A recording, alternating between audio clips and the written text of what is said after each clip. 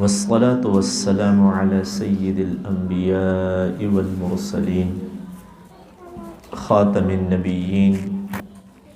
إمام المتقين وسيد المرسلين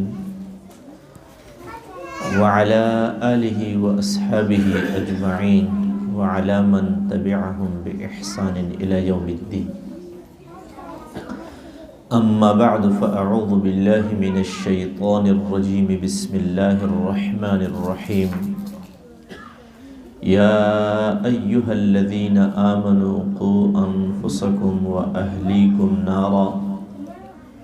وقودها الناس والحجارة عليها ملائكة غلاظ شداد لا يعصون الله ما أمرهم ويفعلون ما يؤمرون. يا أيها الذين آمنوا لا تلهكم أموالكم ولا أولادكم عن ذكر الله ومن يفعل ذلك فأولئك هم الخاسرون. وقال رسول الله صلى الله عليه وسلم اقرأوا القرآن فإنه يأتي يوم القيامة شفيعا لأصحابه. وقال رسول الله صلى الله عليه وسلم أشراف أمتي حملة القرآن وأصحاب الليل أو كما قال رسول الله صلى الله عليه وسلم. محترم مسلمانان ورونو، د ماشومانو بچو د ناظرې د قرآن پاک ختمونه دي. د هغې سلسله کې موږ او تاسو راجمع یو او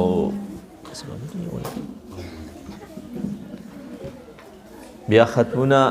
د ډېرې خوشحالۍ خبره دا ده چې سکول کې دي، نو په سکول کې د حفظ او د ناظرې داسې یو مناسب او ښایسته انتظام چې په هغې کې د عصري علومو سره سره دیني علوم او د عصري تقاضو سره سره دینی تقاضې د ماشومانو برابرېږي. قرآن پاک په صحیح الفاظو سره، په صحیح لهجې سره، په تجوید سره، په ناظره باندې نو او په حفظ باندې دا ډېره لویه د خوشحالۍ او د سعادت خبره ده چې ماشومان سکول ته راځي، سکول هم وایي، د سکول ضرورت هم برابرېږي او وسره د الله پاک د قرآن هغه پوهه او علم او سمج هم هغې ته حاصلېږي. نو دا ډېره د خوشحالۍ خبره ده. الله ذوالجلال د دې ملګرو دا محنتونه دا خوارۍ په خپلې بارګاه کې قبول او منظور کړي. محترم ورونو، زه څو خبرې به ستاسو خدمت کې عرض کوم، خو لږ دا درخواست به کوم چې تاسو به خبره لږ توجه سره اورئ. د درمیان کې ماشومان ناست دي، نو خیر د وي دي بس د ماشومانو غلې کول او متوجه کول ګران کار دی. بس د هغوی خو ماشومان دي، خو چې کوم زما د مشران وروڼه ناست دي دې طرف ته، نو د دوی نه دا درخواست دی چې تاسو به لږ خبرې ته توجه سره وکړئ. یو ملګری مولانا صاحب که د ماشومانو په منځ کې یا دغه داسې څوک کښېني چې لږ د واړه شور نه کوي، که غوږ نه ږدي چې کم سے کم شور نه کوي.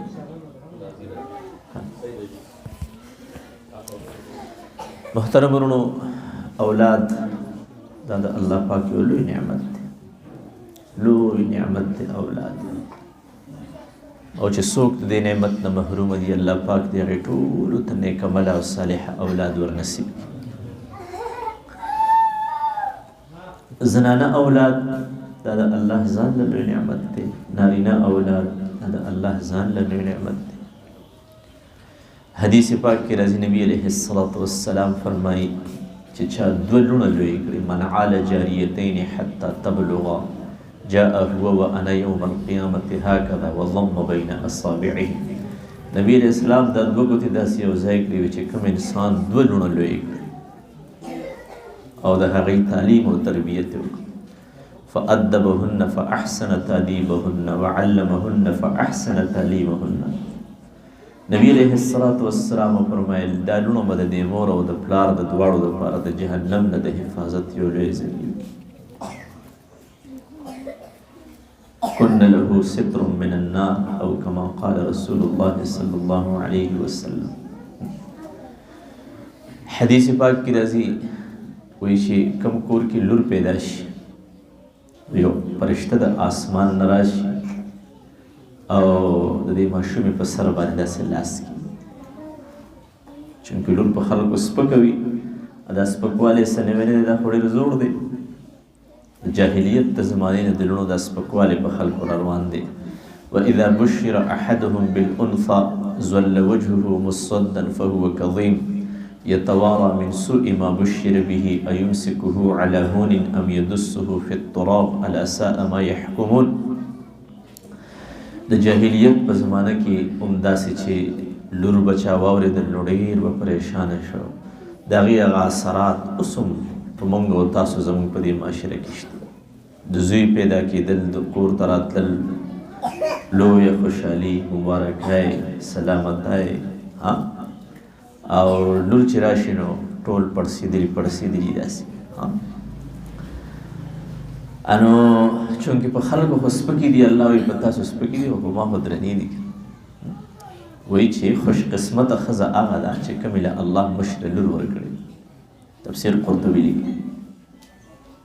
چې کله ماشومه کور کې پیدا شي نو یو فرشته راشي او د ماشومې په سر باندې داسې لاس کړي،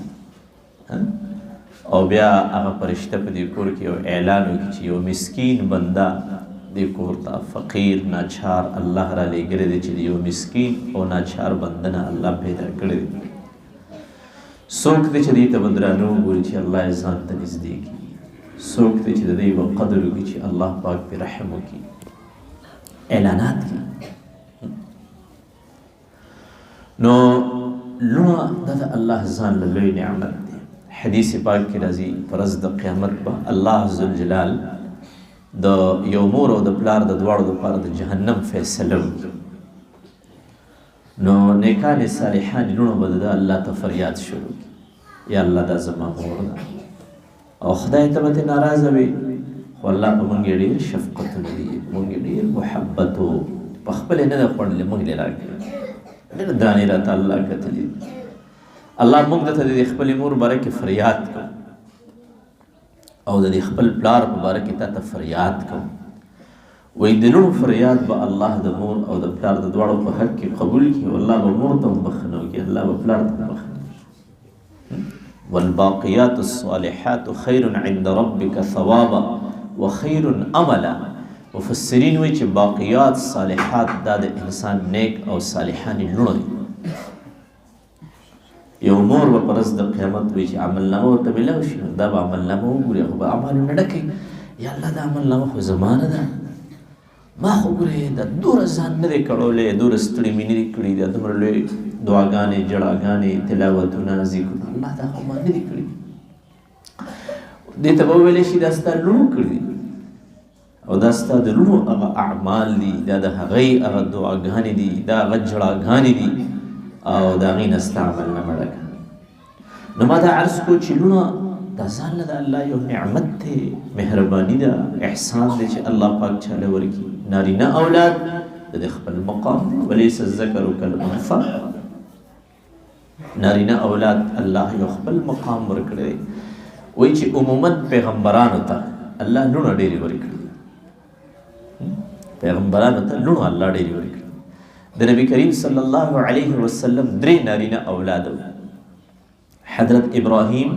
حضرت قاسم او عبدالله. او د نوم کې لږ اختلاف دی، څوک طیب یا طاهر یا عبدالله، درې واړه دی. بهرحال 3 بچي د نبي علیه الصلاة والسلام او 3 واړه ماشوموالي کې وفات شوي. مشر بچی د نبي علیه السلام یعنې د ډېر عمر چې نو د 14 میاشتو چې وفات شو. د نبی علیه الصلاة والسلام 4 لوڼه وي، رقیه او زینب او کلثوم او حضرت فاطمه رضوان الله تعالی علیهن اجمعین. او د نبی علیه الصلاة والسلام نسب او خاندان دا چې چلیدلی دی، دا د نبی علیه الصلاة والسلام د لوڼو نه چلیدلی دی. نبی علیه الصلاة والسلام چې به د سفر نه راغی نو نبی علیه الصلاة والسلام به جومات ته راته، 2 رکعاته 4 رکعاته مونځ به وکړو، بیا چې به څوک ملاقات ته راتلل نو هغوی سره بیا ملاقات وکړو او بیا به نبي کریم صلی الله علیه وسلم کور ته رستو ته لور کره به مخکې اول به نبی علیه السلام فاطمه رضی الله عنها کره لړ او بیا به نبی علیه السلام د هغې نه بعد خپل کور ته نو د دې نه دا معلومیږي چې که د یو انسان لور واده شوه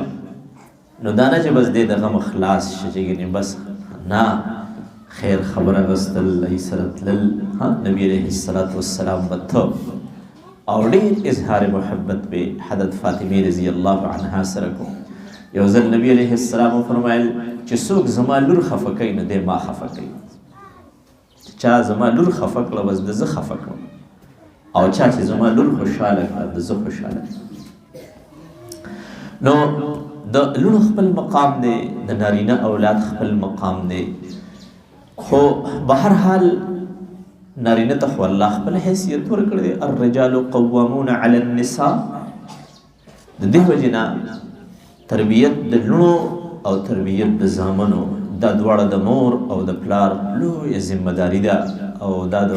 الله پاک د طرف نه په انسان باندې یو ذمهداري ده ذمهداري عبدالله ابن مسعود رضی الله عنه فرمایي چې په ورځ د قیامت به کومو خلکو له الله سخت عذاب ورکوي یو به هغه مور له ورکوي او په هغه سخت عذاب مستحقینو کې به یو هغه مور او هغه پلاري چې کوم مور او کوم پلار د خپل اولاد د تعلیم او د تربیت نه بې فکره وي د اولاد او د بچو غم ورسره نه بس بې فکره وي نو دی له به الله سخته سزا ورکوي نو که چېرې د تربیت نه غفلت وشي نو الله پاک به سزا ورکوي او که نه چېرې د تربیت فکر وشي نو دا اولاد د مور او د پلار دپاره یو لوی باقیات صالحات دي یو صدقه جاریه ده او حدیث پاک کې راځي نبي علیه السلام فرمایي انسان به قبر کې پروت وي او د عمل نامه به جاري او ساري وي اذا مات العبد انقطع عنه عمله الا من 3 من ولد صالح يدعو له او صدقه جاريه او علم ينتفع به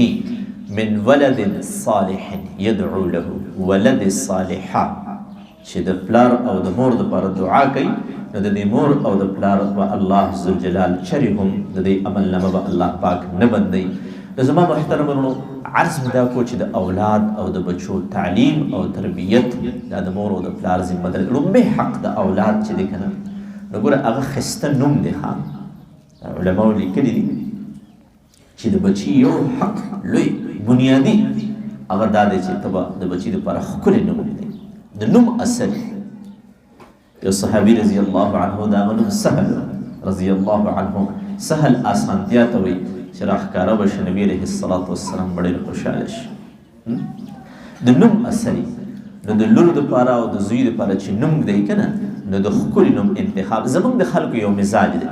یو ورځ ما یو کس راته نوم وی یاره بچي دپاره څه نوم کېږدم نو ما ورته ویل دا پلانې ویره چې دا نوم خو خلکو زوړ کړی دی خو ستړی شوی دی چې د نوی راته وڅښلی نو ما ورته ویل که د نوي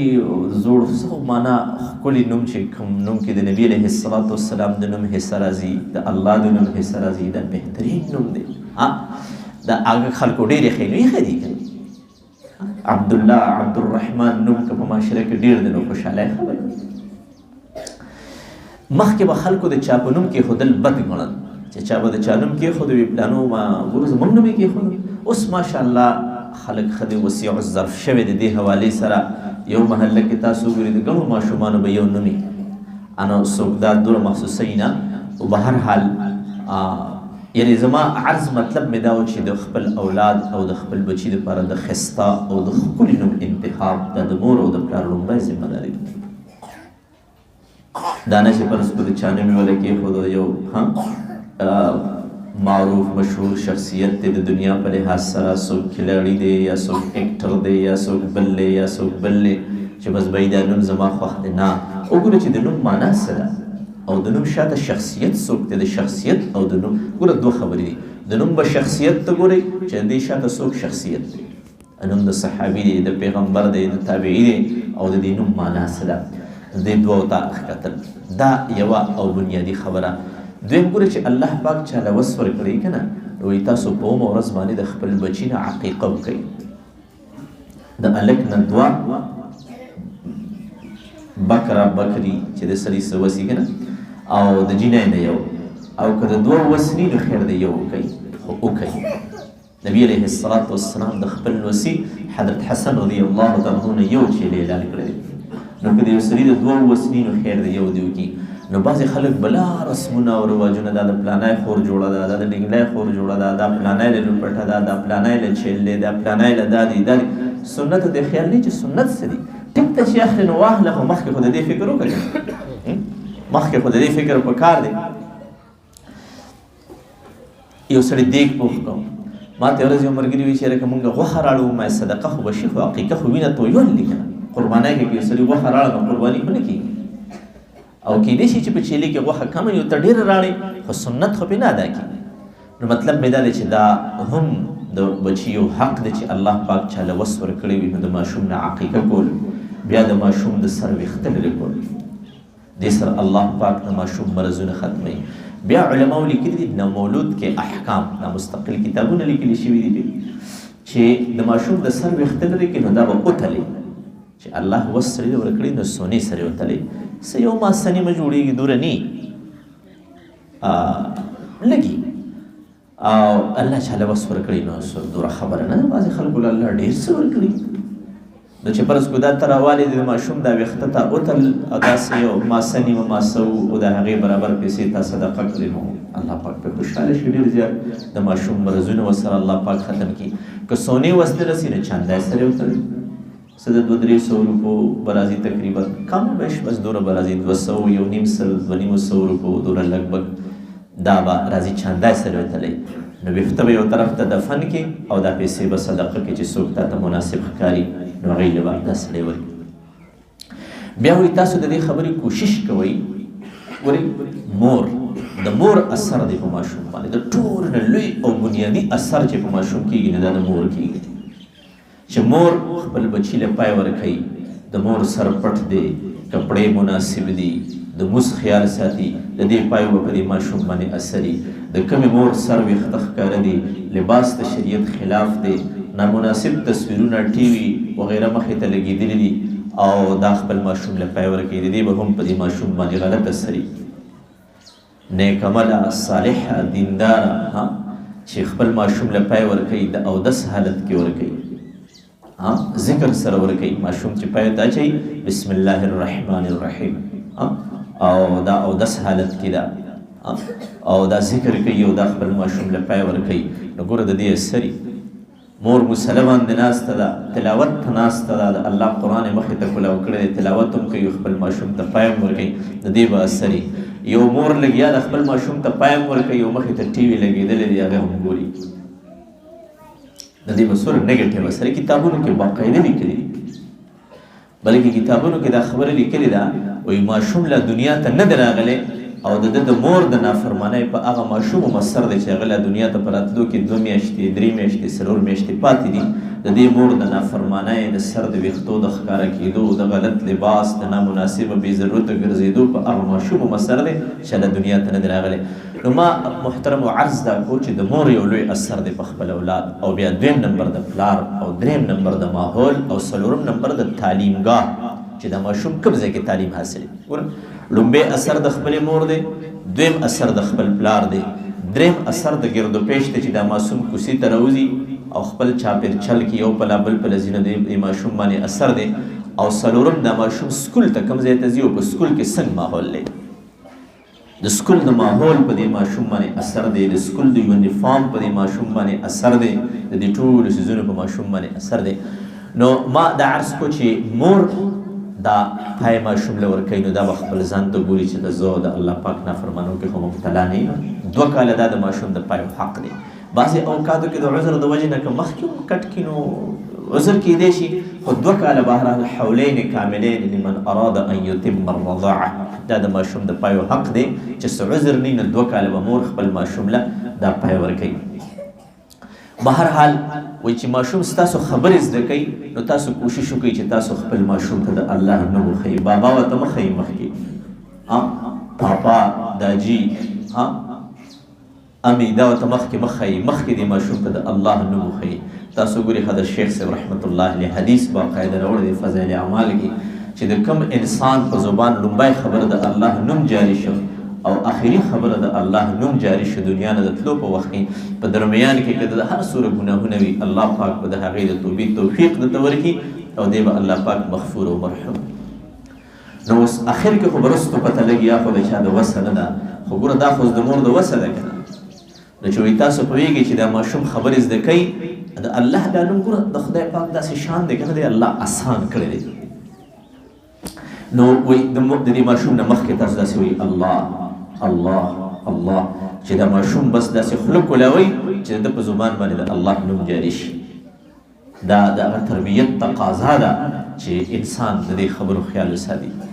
او ګورئ چې ماشوم داسې لږ ښه شو او د دې قابل شي چې د بیا انسان قاعدې ته کښېني، قاضي صاحب سره دې ولېږي، نو بیا دا د ماشوم حق ده چې ته به دې خپل بچي ته د قرآن پاک ناظره شروع کړي. مونځ حکم وروسته د 7 کالو کې دی. مروا صبیانکم مروا اولادکم بالصلاة وهم ابناء 7. د مونځ حکم 7 کاله بعد دی، مخکې نشته. او چې دا ماشوم داسې شه تقریبا لکه تاسو ګورئ سکول ته موږ ماشوم تقریبا د 15 کالو راولو، ښه خبره ده، بس دا د راوستو ټایم دی. دغه کشانې چې ماشوم لږ ښه شو او د ده تلفظ برابر شو، د اوس خبرې زده کړئ، اوس دا ماشوم وایي تاسو د الله قرآن ته کښېنوئ چې دی د الله پاک قرآن زده کړي، دی ناظره زده کړي. او ګورئ د واقعه کې راځي وایي چې د حضرت عیسی علیه السلام زمانه څوک د موسی علیه السلام هم یادوي، څوک د عیسی علیه السلام، بهرحال بني اسرائیلو کې دا واقع تېره شوې. وایي چې یو کس وفات کېده او د ده یو بچی و. د وفات په وخت کې دا وصیت وکړه چې زما دا بچی کله ښه شي نو دی به تاسو بیا عالم سره ولېږئ چې د هغه وخت کوم کتاب د قرآن آسماني کتاب چې هغه زده کړي. چې دی لږ ښه شه داسې د لېږلو قابل شو نو مور راولېږو. نو ماشومو نو 3-4-5 ورځې بعد یې په زبان باندې کلمه جاري شو بسم الله الرحمن الرحیم. وایي چې حضرت عیسی علیه السلام پلار یې وفات شو نو داسې په قبر باندې تېرېده نو الله پاک ورته دا خبره کشف سره وښوله چې دې کس ته په قبر کې عذاب ورکولی کېږي. بیا څه وخت پس په قبر تېرېده نو عذاب ته الله اوچت کړو. تپوس یې وکړو چې یا الله د عذاب په څه اوچت شو؟ وایي چې د ده یو ماشوم بچی پاتې شو. ده د خپل وفات په وخت کې وصیت کړی چې ګوره د بچي د تربیت په خیال ساتئ. چې ماشوم لږ ښه شو جومات ته د لېږلو شو عالم سره نو دی ولېږو او څو ورځې بعد د ده په زبان کلمه جاري شو بسم الله الرحمن الرحیم. چې څنګه د ماشوم په زبان بسم الله الرحمن الرحیم کلمه جاري شوه الله یې د پلار نه په قبر کې عذاب اوچت کړ. الله پاک وفرمایل چې زما دا بنده خو دې ما ته په خپله ماشومه ژبه باندې دا ماشوم رحمان او رحیم وایي، زه به پلار له په قبر کې عذاب ورکوم. دا خو زما د رحمت تقاضا نه ده چې د دې ماشوم په زبان ما ته د رحمان او د رحیم هغه اسماء حسنا جاري شو، نو زه به څنګه پلار له عذاب ورکوم؟ نو زما د خبرې مطلب دا چې کله دا ماشوم جومات ته راشي او دی وایي بسم الله الرحمن الرحیم بسم الله الرحمن الرحیم، نو دې کلمې جاري کېدو سره الله پاک د مور او د پلار ګناهونه معاف کړي او د مور او د پلار الله ته نزدېکت شروع شي. که مور پلار کې دواړه یا دواړو کې یو د مخکې نه وفات وي د هغه الله مغفرت وکړي چې د ماشوم په زبان باندې کلمه جاري شو بسم الله الرحمن الرحیم. نو عرض مې دا کوم چې خپل ماشومان رالېږل او ګورئ د خدای پاک عجیبه شان دا دی دا قرآن دی که نو الله د هر ژوند د ژوند په هره حصه کې آسان کړی دی. ولقد یسرنا القرآن للذکر فهل من مدکر. لیکن یو لوی اثر او لوی آسانتیا چې راځي نو هغه د عمر په کموالي سره راځي. ماشومانو ته الله دا ډېر اسانۍ د لویوالي په مقابله کې نو خپل بچي به انسان جومات ته رالېږي. ګورئ چې ماشوم راشي نو وایي ماشوم خو جومات ته راغی خو مور او پلار به د دې ماشوم په سبق کې دلچسپي اخلي. چې ماشوم راشي که نه نو مور دې نه تپوس وکړي بچیه سبق دې ووایي او ته لږ راشه کله کله خیر راځي ته راشه بچیه ما ته لږ سبق واورو تا څنګه سبق ویلی وایي کله کله د خپل ماشوم نه سبق اوروئ چې دا ماشوم خوشحالېږي چې ګوره ما نه مور تپوس کوي او ما نه خو پلار تپوس وکړو ته راشه ځي تا سپاره څومره ووایي نوراني قاعده کې دې څو صفحې ووایي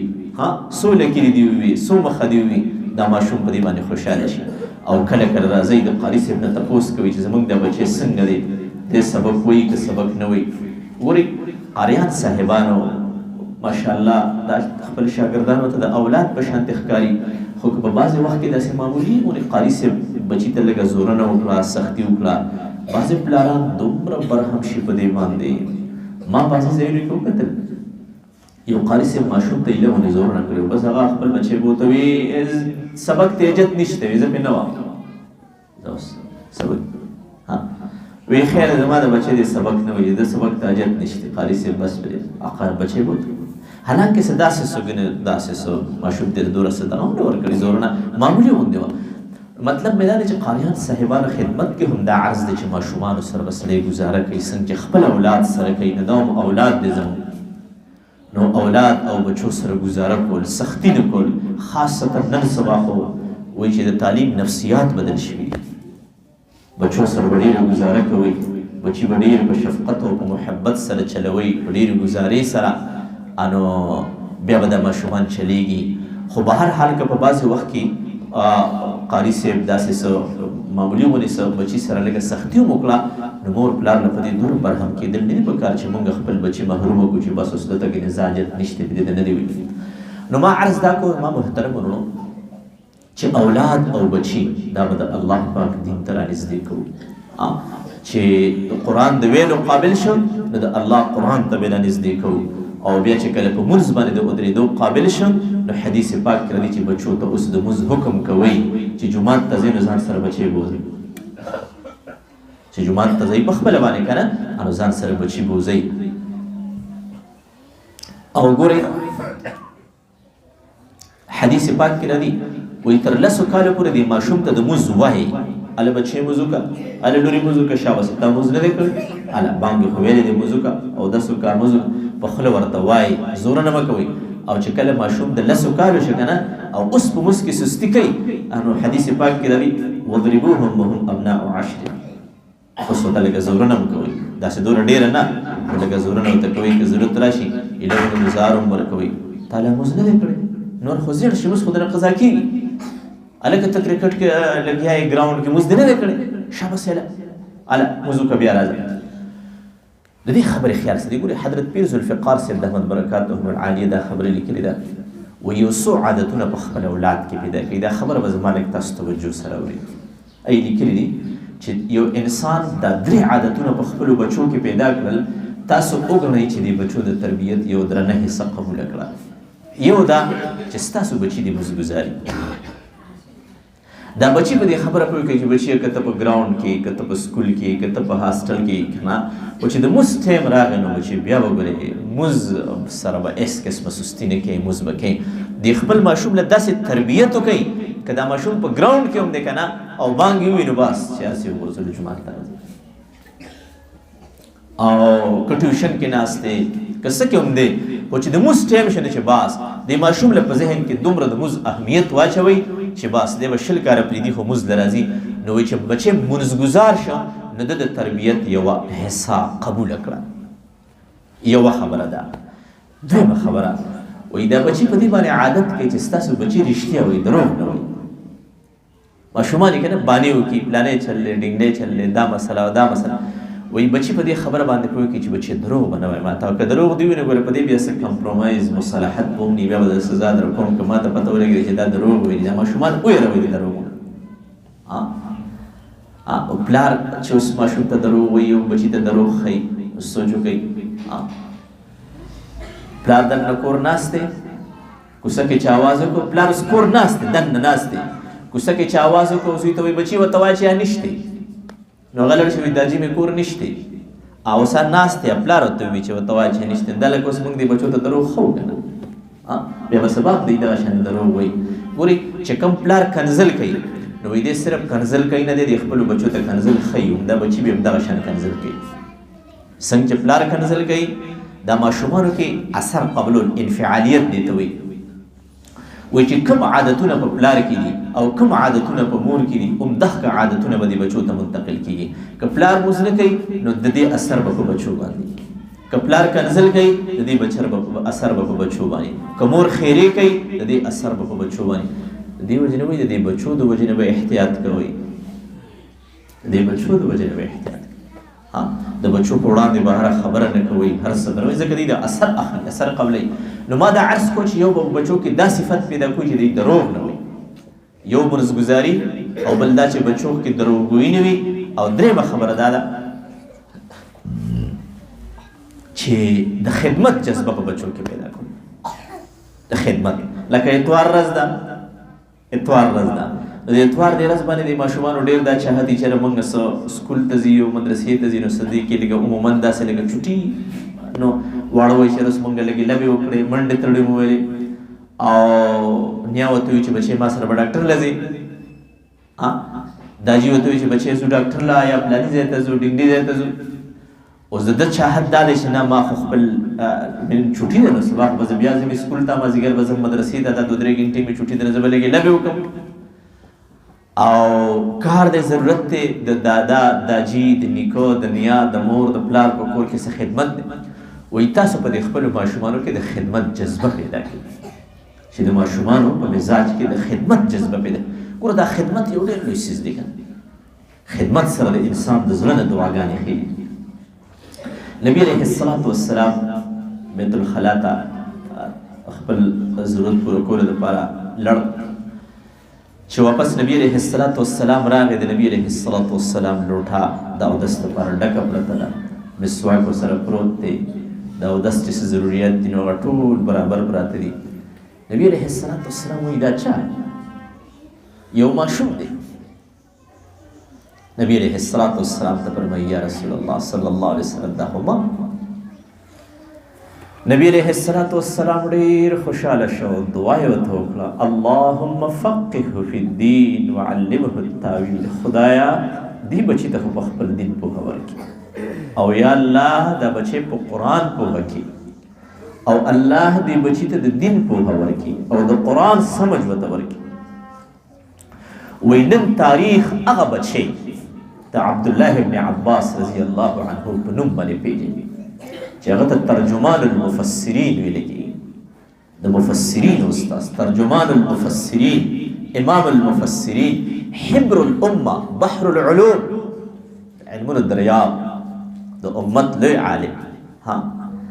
د نبی علیه السلام په صحابو کې لوی عالم عبدالله ابن عباس رضی الله عنه وایي دا د نبی علیه السلام د دعا هغه تاثیر. او ګوره د دعا شاته خو خدمت وکړه، دې وجه نه مشران وایي دعای کیے نہیں لیے جاتے ہیں، دا دعاګانې خو اخیستی شي. یو سړی نیا ته وایي که نه بیبي ما ته دعا کوه،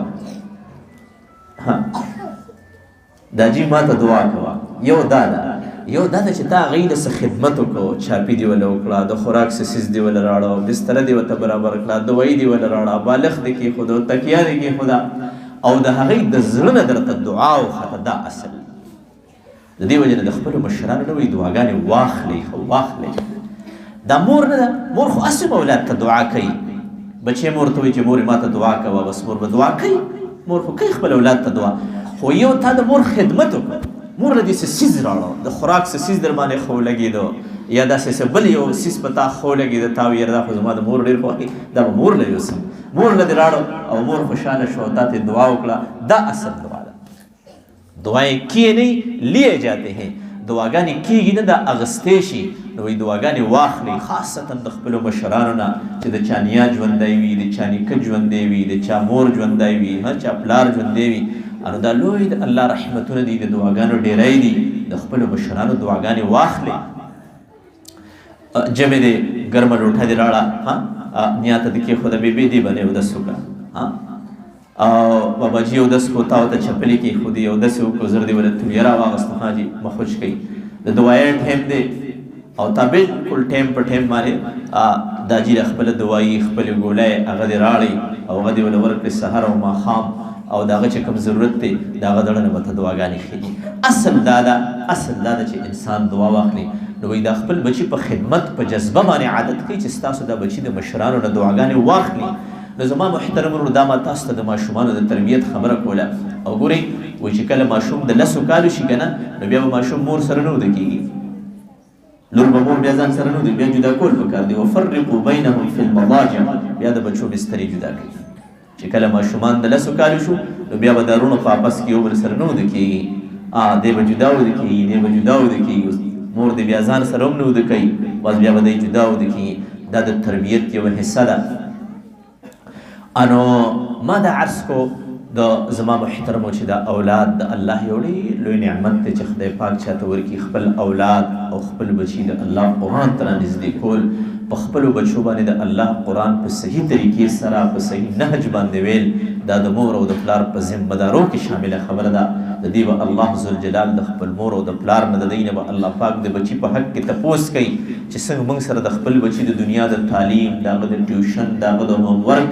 د دې څیزونو موږ سره فکر وي، دغه شانې د خپل اولاد او د خپل بچي د دې موږ سره فکر وي چې آیا زما دی بچي قرآن ووي او که زما دی بچي قرآن ونه وي. او وروڼو که بچي ټول نشو حافظان کولی که نه، نیت وکړو چې کم سے کم په اولاد او په بچو کې زموږ یو بچی کم سے کم حافظ شي. دا به د مور او د پلار دپاره په ورځ د قیامت د مغفرت یو لوی باعث وي، یو لوی ذریعه به وي. ګوره د ناظرې ځان له خپل برکات دي. البس والداه تاجا یوم القیامه، الله پاک به د دغه کې بچو مور او د پلار په سر باندې تاج وي، تاج، او دوی ته به د عزت جوړې ورکولی کېږي، او هغه تاج د هغې رڼا دا به د نور د رڼا نه زیاته وي د هغه بچو مور ته او د هغه بچو پلار ته چې کمې مور او کم پلار په خپل بچي باندې په ناظره باندې قرآن وي. او چې چا په خپل بچي باندې یاد کړ، من قرأ القرآن فاستظهره فأحل حلاله وحرم حرامه أدخله الله الجنة وشفعه في 10 من أهل بيته كلهم قد وجبت عليهم النار. نبی علیہ الصلاة والسلام فرمایل چې چا په خپل اولاد او په خپل بچي باندې قرآن یاد کړ، او الله پاک به د ده هم بخښنه کوي، او د ده د مور پلار او د خاندان د 10 کسانو به الله پاک د دې حفظ او د قرآن د یادولو په برکت سره بخښنه کوي. نو زما محترم ورونو عرض مې دا کو چې که بچي ټول نشو حافظان کولی، کم سے کم په اولاد او په بچو کې یو بچی خو حافظ کو. که بچي ټول نشو عالمان کولی، کم سے کم په اولاد او په بچو کې یو بچی خو عالم کو. په کار خو دا ده چې ټول حافظان عالمان شي، خو خیر دی که نشي نو چې کم سے کم یو بچی حافظ قرآن شي، یو بچی په دې کې عالم شي، نو دا هم د مور او د پلار دپاره لویه ذخیره ده. ګورئ که بچی حافظ او عالم نشي، وایي چې کم سے کم دی نیک عمله شي، دی صالح شي، دی دیندار شي. اصل دینداري او صالحواله دی. خیر دی که علم او حفظ یو ماشوم ونه که که نه، نو چې دی صالح شي نو دا لویه خبره. رب هب لي من الصالحین، علم او حفظ دا رستو خبر ده، خو چې بچی صالح وي، بچی دیندار وي، بچی نیک عمله وي، بچی منځګزار وي. نو زما محترم ورونو دا زموږ او ستاسو په ذمه دارو کې یو لویه شامله او بنیادي خبره ده. موږ به ګوره د دې نه هېڅ قسمه غفلت نه کوو. بیا به چې کوم سکول ته لیږو، په هغه سکول کې ماحول څنګه دی. ګورئ خاصتا ګورئ ماشوم چې کله لوی شي که نه، دا واړی نو 3 څلورم پورې خو واړه دوره نه پوهېږي. زه خیر دی که په کلاس کې یو ځای، خو په بعضې سکولونو کې خاصتا مخلوط نظام تعلیم چې هلک او جینۍ دواړه په یو بینچ باندې ناست دي یا په یو کلاس کې داسې ناست دي، نو د دې ګورې په ماشوم باندې یو ډېر منفي اثر وي، د ماشوم په اخلاقو باندې، د ماشوم په عاداتو باندې. د دې وجې نه د خپل بچي دپاره د مناسب سکول انتخاب، چې په دې سکول کې ماحول څنګه دی، په دې سکول کې طریقې تعلیم څنګه دی، په دې سکول کې د ماشوم د تعلیم سره سره د تربیت څه فکر شته او که نشته، په دې ټولو خبرو باندې نگاه ساتل دا د مور او د پلار په ذمه دارو کې شامله خبره ده. او ورونو یو خبره عرض کومه، نو بس بیا خپله خبره زه بس کوم. ګورئ د دې بچو د تعلیم او په تربیت کې یو مؤثر څیز دا دی چې موږ به خپل ژوند بدلو، خپل ژوند به بدلو. بعضې خلک وایي که نه، وایي زما د بچی د سهار جمع سره موس کوي او په خپله په غرمه پاسي. دا باسې خبرې. الله خو قادر دی. داسې هم شوي دي چې پلار کافر دی، غیر مسلم دی، بچی الله پیغمبر پیدا کړی دی. لکه حضرت ابراهیم علیه السلام، الله ته خو څه ګرانه نه ده، هر څه کولی شي، خو ده داسې نه. الناس علی دین ملوکهم، دا کشران به ګورې مشرانو ته ګوري. دا عربو مشهوره مقوله ده، الناس علی دین ملوکهم، چې پلار جومات ته روان شي نو زیه ورپسې روانېږي، چې پلار جومات ته ناست شي نو زیه ورپسې روانېږي. اوس چې پلار نه ځي نو زیه به څنګه لاړ شي؟ نو د دې وجې نه د دې بچو د تربیت او د دوی د ژوندګۍ د بدلېدو یو لویه بنیادي خبره دا ده چې پلار به خپله زندګي بدلوي. د پلار به خپل ژوند ته ګوري چې زه څنګه یم، زما دا زندګي څنګه ده. ما ته د یو ماشوم باره کې پته ولګېده بس علم یې شروع کړو 2مه درجه کې سبق یې بس کړو ما چې داسې تپوس وکړو د هغه د پلار هغه زندګي او ټایم ټیبل او هغه شیډول او د هغه د زندګۍ هغه بې احتیاطۍ ما وکتې نو ما وی قسمت کې خو د دومره بد قسمت او خو د په دې محرومتیا کې لوی کردار د د پلار دی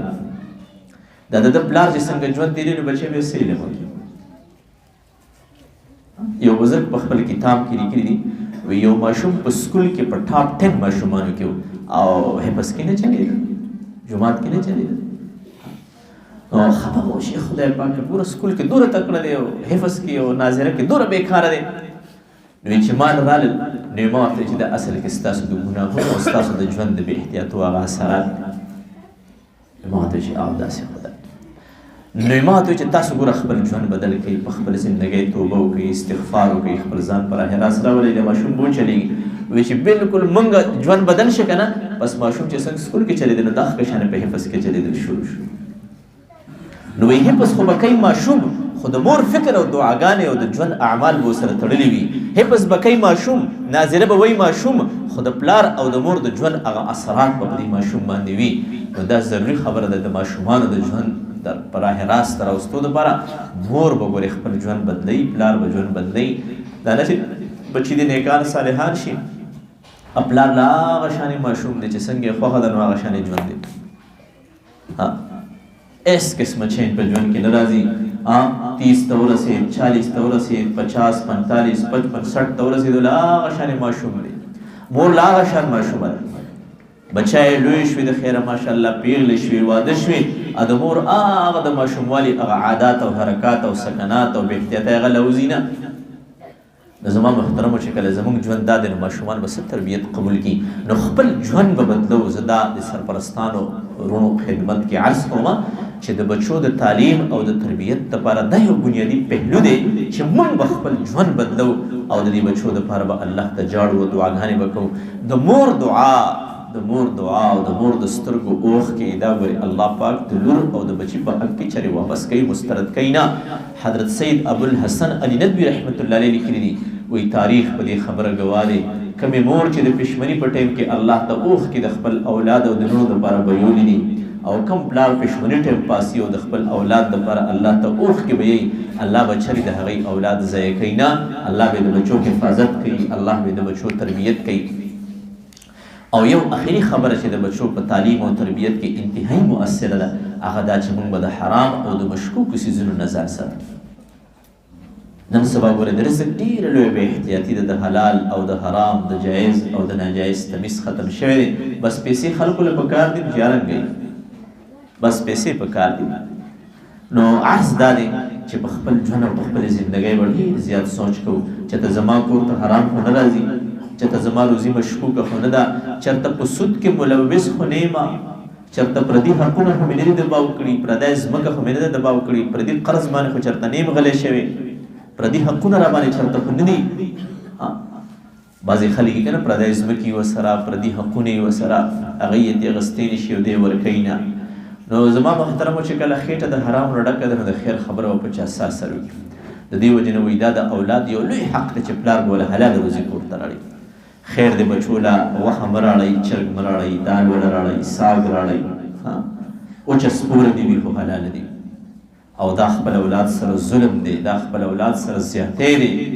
چې یو انسان د حلال او د حرام تمیز نه کوي بس صرف را چلول کوي کور ته چې ارسې راړل خو چې بس بچو له سره راړي بس بچي ماړه کړي نو که په حلال ماړه کړي که په حرام ماړه نو زما محترمو د دې څیزونو به ډېر زیات خیال ساتو نو ما عرض دا کو ستاسو خدمت کې چې الحمدلله ثم الحمدلله دا سوره د خوشحالۍ د سعادت خبره ده دا ماشومان بچي او دا ماشومان بچی الحمدلله د دې کې ناست دي ختمونه دي او قاري صاحب راته خبره وکړه چې څه وخت مخکې زموږ چې کوم ګرلز سیکشن دی د هغې ختمونه مخکې شوي هم خو دا څه ماشومان وي چونکې دا مخکې کرونا وایرس کومه بیماري تېره شوې ده نو هغې سره د سکولونو هغه ټول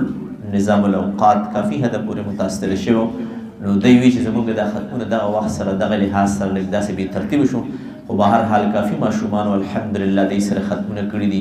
الله ذوالجلال دې دا ختمونه د دې بچو په خپلې بارګاه کې قبول او منظور کړي دا ماشومان بچي او ماشومان بچی دي الله د خپل مور او د خپل پلار لپاره د سترګو یخوالی وګرځوي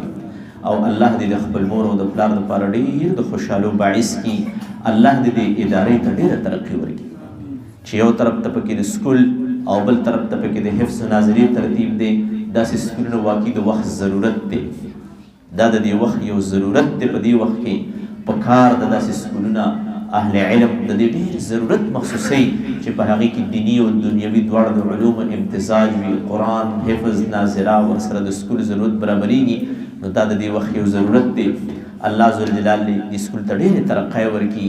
الله دې ورله ډېرې بهترۍ ورکړي، ضرورتونه دې ورله الله د خپلو خزانو نه برابر کړي او د دې ماشومانو دا ختمونه دې الله پاک په خپلې بارګاه کې قبول او منظور کړي. وصلی الله تعالی علی خیر خلقه محمد وعلى آله وصحبه أجمعين برحمتك يا أرحم الراحمين.